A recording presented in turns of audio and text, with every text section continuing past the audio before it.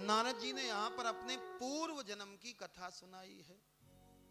नारद जी कहते हैं, अहम पुरा दासी पुत्र।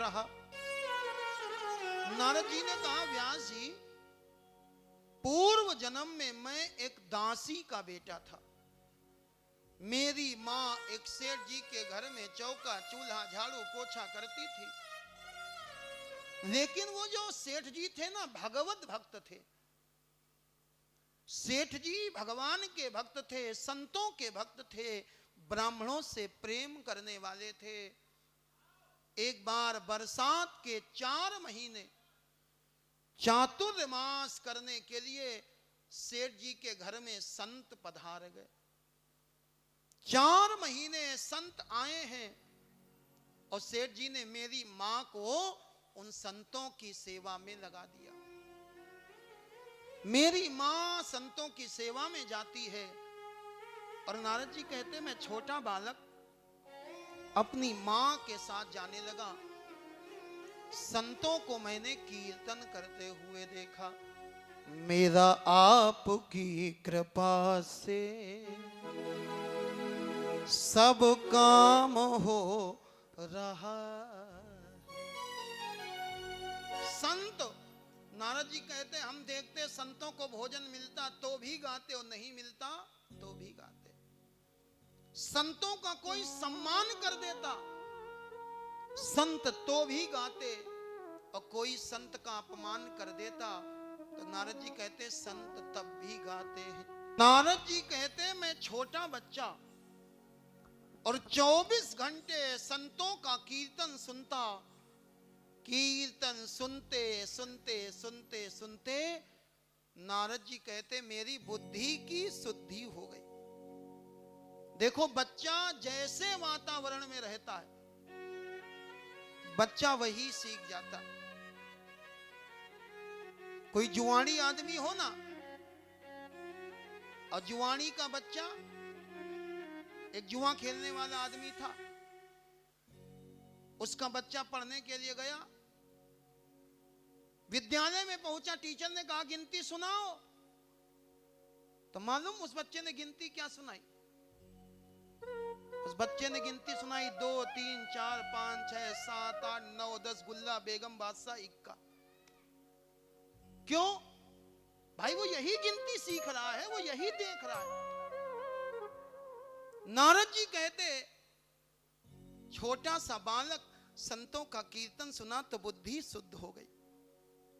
एक दिन संतों ने भोजन किया और भोजन करने के बाद संतों ने अपनी थोड़ी सी प्रसादी छोड़ दी।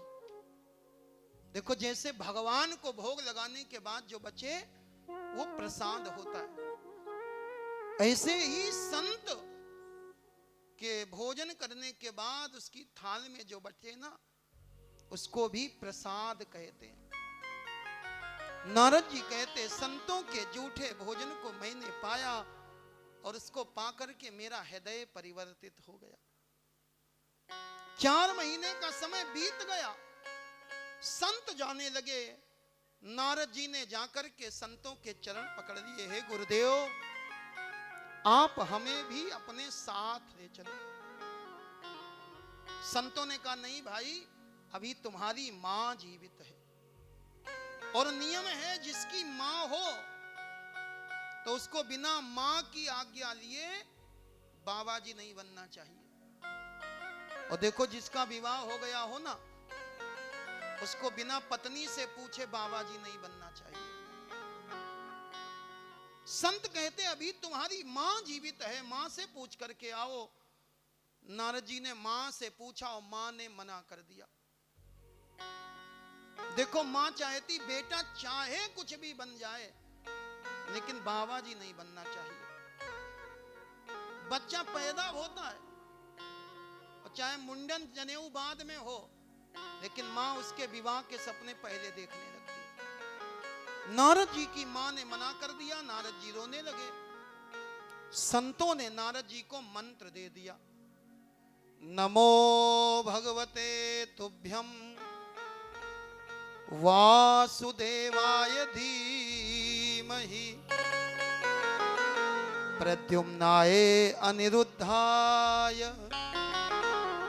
नमः शंकर्षणाय च। मंत्र दे करके संत चले गए और नारद जी माला फेरते रहते हैं। नारद जी की मां एक बार शाम के समय बगल में बटलोई दबा करके गाय का दोहन करने के लिए गौशाला में गई। एक सर्प ने फुफकार मारी, नारद जी की मां के प्राण निकल गए। नारद जी बाहर से तो बड़े दुखी दिखाई पड़ रहे हैं, लेकिन नारद जी ने अंदर से सोचा अब कोई रोकने वाला नहीं, अब हम भगवान को पा करके रहेंगे। घर का जितना सामान था, जितनी संपत्ति थी, वो नारद जी ने लुटा दी। और घर का सारा सामान लुटाने के बाद नारद जी घर को छोड़ करके आगे बढ़े हैं। अनेक नदियों को, पर्वतों को, नगरों को पार करते हुए नारद जी एक जंगल में पहुंचे। एक सरोवर दिखाई पड़ा, तालाब दिखाई पड़ा। तालाब में नारद जी ने स्नान किया और तालाब के किनारे एक पीपल का पेड़, पीपल के पेड़ के नीचे बैठ करके नारद जी वही मंत्र जपने लगे। नारद जी ने मंत्र जपा। देखो मंत्र कैसे जपना चाहिए। मंत्र ऐसे जपना चाहिए कि जिस समय मंत्र जपो उस समय बाहर का संसार याद न रहे, और जिस देवता का मंत्र जप रहे हो वो भगवान आपको अंदर ही अंदर अपना प्रकाश दिखाता रहे। लेकिन हम लोग आजकल मंत्र मालूम कैसे जपते? राम राम राम राम राम, बहू ने चाय ठीक नहीं बनाई, राम राम राम राम राम, वो बच्चा रो रहा, राम राम राम। नहीं मेरे भाई, ऐसी माला फेरने से कुछ नहीं होगा।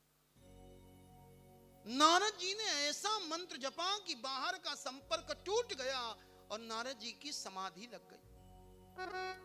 जैसे आकाश में बिजली चमकती है, एक क्षण के लिए प्रकाश हुआ और फिर अंधेरा, ऐसे ही आज नारद जी के हृदय में चतुर्भुज भगवान ने दर्शन दिया और भगवान अंतर ध्यान हो गए।